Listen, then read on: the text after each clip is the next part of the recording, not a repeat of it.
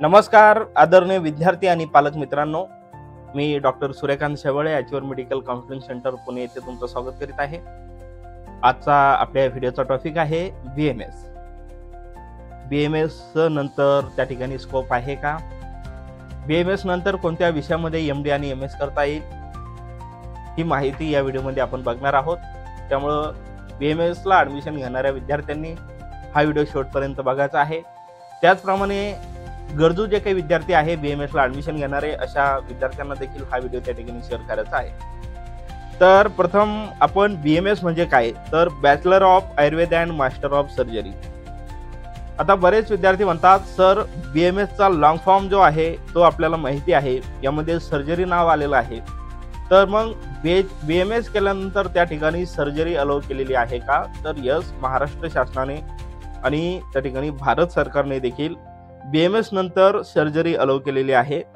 BMS झाल्यानंतर जर तुम्ही एमएस त्या ठिकाणी केलं तर तुम्ही त्या ठिकाणी सर्जरी परफॉर्म करू शकता, यामध्ये कसल्याही प्रकारची शंका नाही। त्याच्यानंतर बीएमएस हा जो कोर्स आहे, हा कोर्स कोणत्या प्रिन्सिपलवर वर्क करतो, म्हणजे बीएमएस तुम्ही केल्यानंतर जे काही मेडिसिन देणार आहे आयुर्वेदिक मेडिसिन, हे मेडिसिन कोणत्या प्रिन्सिपलवर त्या ठिकाणी वर्क करतं? तर विद्यार्थी मित्रांनो, तुम्ही वात, पित्त आणि कफ याविषयी ऐकलेलंच असेल। तर वात, पित्त आणि कफ हे जे काही दोष आहेत, वात दोष असेल, पित्त दोष असेल, कफ दोष असेल, हे दोष त्या ठिकाणी बघून जो काही पेशंट आहे त्या पेशंटची ट्रीटमेंट त्या ठिकाणी केली जाते।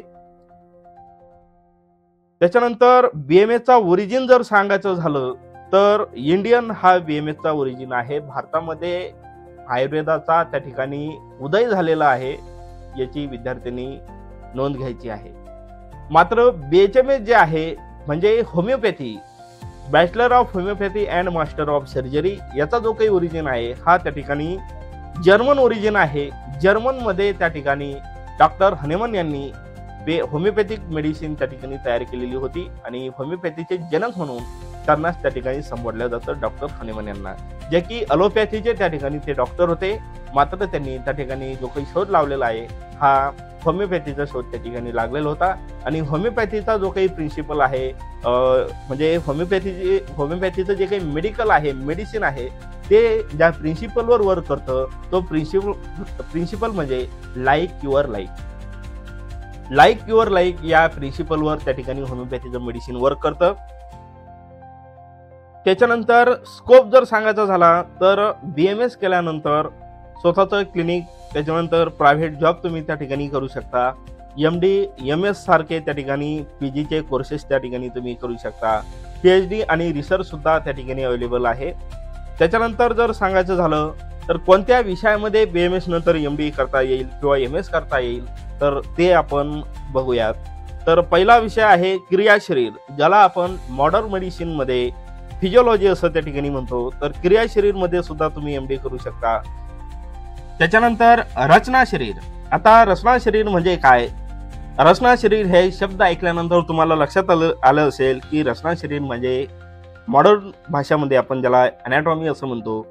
तर अॅनाटॉमी मध्ये आपण त्या ठिकाणी मॉडर्न सायन्स मध्ये ऐकलेलं असेल, आपलं शरीर जे आहे हे कॅल्शियम असेल, मॅग्नेशियम, सोडियम, आपल्या शरीरामध्ये जे काही एलिमेंट्स आहेत ते आढळतात। परंतु आयुर्वेदामध्ये मात्र आपल्या शरीराची जी काही रचना आहे ही अग्नी, वायू, आकाश, जल यासारख्या तत्वानं झालेली आहे असं त्या ठिकाणी आयुर्वेदानं सांगितलेलं आहे। त्याच्यानंतर तिसरा जो काही सब्जेक्ट आहे ज्यामध्ये बीएमएस नंतर एमडी करता येते त्याला आपण म्हणतो आघाततंत्र। आघाततंत्रला मॉडर्न भाषेमध्ये टॉक्झिकोलॉजी आपण असं त्या ठिकाणी संबोधतो। त्याच्यानंतर बालरोग, बालरोग म्हणजेच मॉडर्न भाषेमध्ये आपण ज्याला पेडियाट्रिक असं म्हणतो। त्याच्यानंतर द्रव्यगुण, द्रव्यगुण म्हणजे फार्मेकोलॉजी असं आपण त्याला मॉडर्न मेडिसिन मध्ये संबोधलं जातं। काय चिकित्सा, ज्याला आपण मेडिसिन असं म्हणतो। त्याच्यानंतर मौलिक सिद्धांत, फंडामेंटल मेडिसिन। पंचकर्मा म्हणजे बायो प्युरिफिकेशन्स त्या ठिकाणी असतं। स्त्रीरोग, ज्याला आपण गायनेकोलॉजी असं त्या ठिकाणी म्हणतो।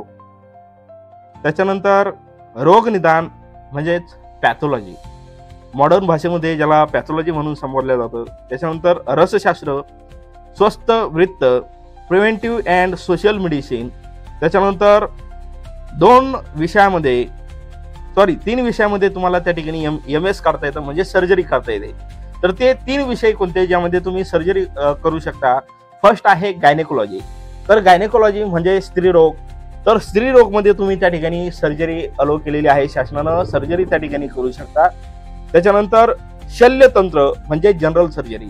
महाराष्ट्र शासनाने तसेच केंद्र शासनाने काही सर्जरी अलो केलेले आहे शल्यतंत्र या विभागामध्ये. तर त्या अंडर तुम्ही त्या ठिकाणी काही सर्जरी सुद्धा करू शकता. त्याच्यानंतर शलाक्यतंत्र मध्ये ENT, कान, नाक, घसा आणि आईज, डोळे. तर या संबंधित सुद्धा थोडेफार ऑपरेशन त्या ठिकाणी शासनानं अलो केलेले आहे. तर 3 विषयामध्ये तुम्ही MS करू शकता. गायनेकोलॉजी, शल्यतंत्र ज्याला आपण जनरल सर्जरी असं म्हणतो, यामध्ये थोड्याफार सर्जरी शासनानं अलो केलेलं आहे. त्याच्यानंतर शलाक्यतंत्र, कान, नाक, घसा आणि आईज, ENT आणि आईज या संबंधित त्या ठिकाणी तुम्ही शलाक्यतंत्रमध्ये थोड्याफार सर्जरी करू शकतात. तर हे होते त्या ठिकाणी MD आणि MS चे विषय, ज्यामध्ये तुम्ही MD आणि MS करू शकता BMS केल्यानंतर. त्यामुळं तर BMS नंतर शल्यतंत्र, शलाक्यतंत्र, गायनेकोलॉजी, पंचकर्मा, काय चिकित्सा यासारख्या विषयामध्ये जर तुम्ही PG केली तर त्या ठिकाणी भरपूर संधी उपलब्ध आहे, असं म्हणण्यात काही हरकत नाही. व्हिडिओ आवडल्यास व्हिडिओला लाईक करा, चॅनलला सबस्क्राईब करा आणि गरजू मुलांना हा व्हिडिओ त्या ठिकाणी शेअर करा. या ठिकाणी आपण थांबूया. धन्यवाद.